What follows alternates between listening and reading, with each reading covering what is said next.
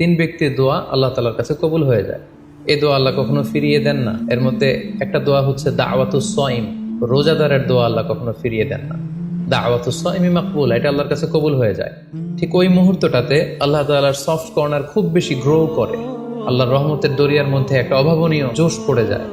আল্লাহ তাআলা এই দৃশ্যটাকে খুব দেখতে পছন্দ করে যে বান্দা সামনে খাবার নিয়ে বসে আছে, শরবত নিয়ে, পানীয় নিয়ে বসে আছে, ক্ষুধায় তৃষ্ণায় সে জর্জরিত, সে চাইলেই সামনে থেকে নিয়ে মুখে তুলে খাবারটা খেতে পারে, কিন্তু সে আমার ভয়ে খাচ্ছে না।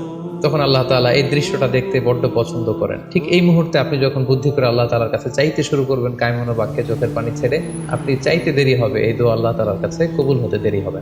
তাই এই ভুলটি যেন আমরা না করি, এই বরকত যেন আমরা মিস না করি। প্রতিদিন খেয়াল করে ইফতারের পূর্ব মুহূর্তে দোয়া করুন। আপনার কি চাহিদা, আকুতি মিনতি আল্লাহর কাছে আছে, আপনি পেশ করুন।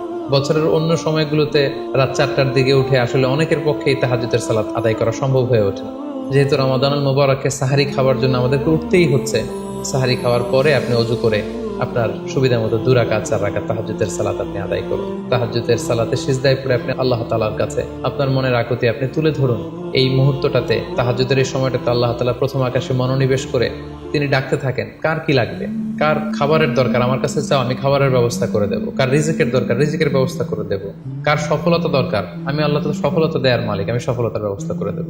যে মুহূর্তটুকুতে বা যে সময়ে আল্লাহ তাআলা আমাদেরকে দেওয়ার জন্য তিনি আমাদেরকে ডাকছেন, আমাদেরকে দেওয়ার জন্য তিনি বসে আছেন, প্রস্তুত, আহ্বান করছেন, কিন্তু আমরা সেই আহ্বানে সাড়া দিচ্ছি না। তাই রমাদানুল মুবারকে তাহাজ্জুদের সালাতের অভ্যাস করার একটা সুবর্ণ সুযোগ কিন্তু আমাদের আসছে।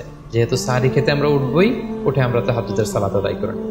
রমাদানুল মুবারকের মূল আকর্ষণ হচ্ছে রমাদানুল মুবারকের শেষ দশকে, অর্থাৎ রমাদানের কদরের রাতগুলো হচ্ছে লাস্ট 10 days অফ রমাদানে। আল্লাহ রাসূল সাল্লাল্লাহু আলাইহি ওয়াসাল্লাম ইরশাদ করেছেন, ফালতামিসু ফিল আশরিল আওয়াখিরি মিনাল বিতর, রমাদানের শেষ দশকের বেজর রাত্রিগুলোতে তোমরা কদরের রাত তালাশ করো। তাই আপনারা যখন প্ল্যান করতে বসবেন, এখনই ক্যালেন্ডার সামনে নিয়ে রমজানের শেষ দশক কত তারিখ থেকে কত তারিখ পরে প্ল্যান করে নিন, এবং অড নাইটগুলো, বেজর রাত্রিগুলো কোন কোন রাত্রিগুলো হতে পারে এখনই প্ল্যান করে নিন। যত ধরনের ব্যস্ততা, যত ধরনের ঝামেলা, যত ধরনের দায়িত্ব, এই কাজগুলোকে আপনি আগে পরে সেরে নেবেন, কিন্তু এই 10 দিনের স্পেশাল টাইমটাকে আমাদের ইবাদতের জন্য রাখা উচিত। আল্লাহ রাসূল সাল্লাল্লাহু আলাইহি ওয়াসাল্লাম রমজানের শেষ দশকে যখন তিনি পৌঁছতেন, তিনি তখন এমনভাবে ইবাদত করতেন, তিনি কাউকে চিনতেন না, কারোর সাথে বেশি কথা বলতে চাইতেন না। তিনি রাতে সারা রাত জেগে থাকতেন, ফ্যামিলি মেম্বারদেরকে উঠিয়ে দিতেন, জাদ্দা ওয়া শাদ্দাল মিজহার, কোমরে গামছা বেঁধে তিনি ইবাদতে লেগে পড়তেন।